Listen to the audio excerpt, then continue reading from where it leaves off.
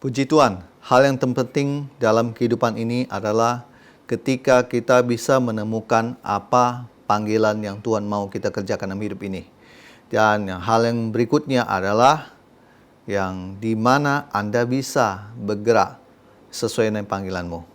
Saya teringat dengan firman Tuhan di Efesus pasal 4 ayat 11-12 dikatakan, dan ialah yang memberikan baik rasul-rasul maupun nabi-nabi, baik pemberita-pemberita Injil maupun gembala-gembala dan pengajar-pengajar, untuk memperlengkapi orang-orang kudus bagi pekerjaan pelayanan, bagi pembangunan tubuh Kristus. Bapak dan Ibu, dalam menemukan panggilan kita, kita tidak bisa mengikuti apa yang dikerjakan oleh sebagian besar orang. Dan kita tidak bisa meniru pelayanan mereka lakukan dan beranggapan bahwa itu adalah panggilan yang Tuhan mau atas diri kita. Bapak dan Ibu, berapa hal saya catat di sini dalam Anda mengenal panggilan Anda. Yang pertama begini, cari tahu apa yang menjadi talenta, keunggulan yang Anda miliki selama ini. Misalnya, kalau Anda bernyanyi, ternyata banyak teman-teman memuji Anda bahwa suara Anda bagus, Anda diberkati. Atau ketika Anda berbicara, ada banyak orang yang mendengar kemudian itu bertobat. Mereka itu menyerahkan diri pada Tuhan. Dan dari situ Anda sudah tahu kira-kira Anda itu ada seorang penyanyi, di mana Tuhan mau pakai Anda di hal nyanyi, atau Anda seorang pembicara.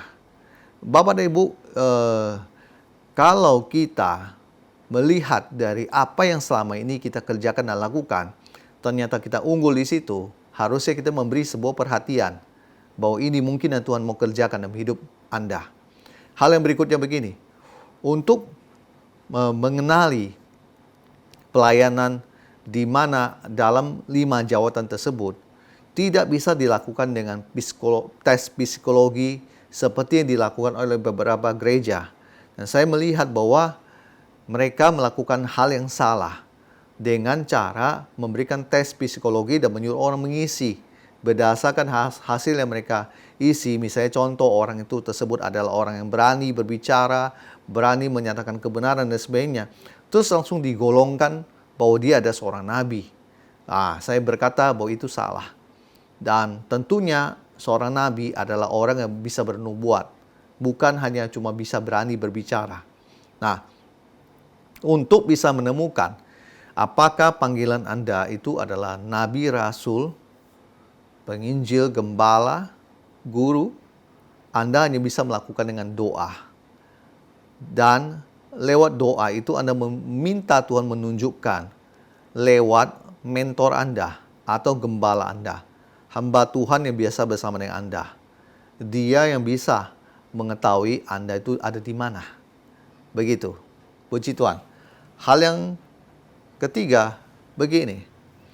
Jika apa yang Anda temukan itu adalah hal yang kecil, katakan panggilan Anda adalah Tuhan mau Anda itu berdoa untuk teman-teman Anda yang ada di medan peperangan. Nah, kalau itu panggilan Anda, kesannya itu panggilan itu kecil. Tapi Anda sudah tahu bahwa itu panggilan Anda. Dan saya mau berkata, sekecil apapun panggilan ya Anda tahu, itu adalah Anda, dijalani saja. Jangan Anda tahu panggilan Anda seorang pendoa, tetapi Anda memaksakan diri untuk menjadi seorang pembicara. Itu tidak akan efektif, Bapak dan Ibu. Justru saya mau berkata, ada banyak orang kita tahu dia ada seorang worship leader, tetapi dia memaksakan diri untuk menjadi seorang pembicara. Itu salah jalur, Pak, Bu. Maka daripada itu, saya melihat bahwa seorang worship leader, harusnya dia tetap ada di worship leader. Sampai kita tahu dan bahwa orang ini ternyata Tuhan juga pakai sebagai seorang pembicara. Sebagai seorang yang tahu panggilannya, dia akan berada di rel dia. Dia tidak akan tergoda untuk keluar dari relnya dia.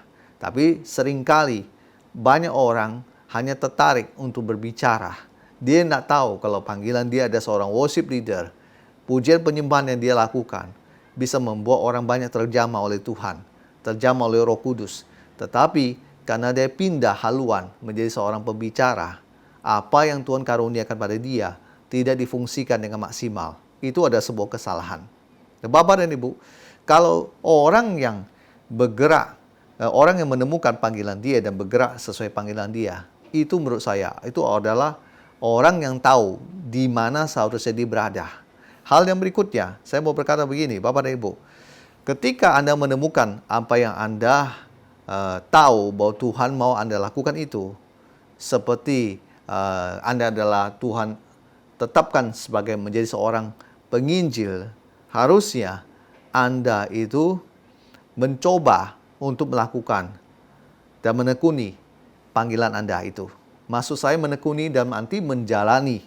Nah, Bapak dan Ibu, tidak mudah orang ketika mau mencoba menjalani apa yang Tuhan panggil. Kerap kali seperti yang tadi saya bilang, ada banyak penggoda di luar sana yang akan mencoba menarik Anda keluar dari jalurnya Tuhan. Mereka adalah orang-orang teman-teman Anda, keluarga Anda, lingkungan di gereja Anda. Sampai Anda keluar dari jalur itu dan pada akhirnya Anda tidak maksimal. Saya mau berkata kalau seorang yang terpanggil sebagai penginjil, meskipun ada teman-teman berkata, kamu sudah saatnya kamu harus punya gereja, kau harus menggembalakan. Tapi Anda tahu, Anda itu seorang penginjil. Ketika Anda menggembalakan, ya saya akan berkata domba-domba Anda akan kabur semua. Karena apa? Karena Anda seorang penginjil. Khotbah Anda terlalu keras. Dan Anda Tuhan pakai untuk membangun sebuah kegerakan yang luar biasa. Mendobrak. Anda memimpin. Nah, maka daripada itu, ketika Anda memaksakan diri hanya karena berdasarkan saran dari teman-teman pelayanan, Anda membuat sebuah gereja, padahal belum masanya Anda membuat itu. Saya bilang, Anda akan menemukan pergumulan demi pergumulan yang Anda harus jalani. Oleh sebab itu, ketika Anda mendapatkan panggilan Anda, coba lakukan dengan konsisten apa yang Anda temukan itu. Saya percaya, entah itu hal kaki, tangan, bahkan kelingking kaki sekalipun, yang kelihatannya tidak ada apa-apanya. Jangan cuma melihat jempol kaki atau jempol tangan yang kelihatan banyak dipakai. Tetapi saya mau berkata, setiap hal kecil yang Tuhan taruh dalam hidup Anda, itu akan lebih baik Anda melakukannya daripada Anda melakukan di luar yang Tuhan taruh.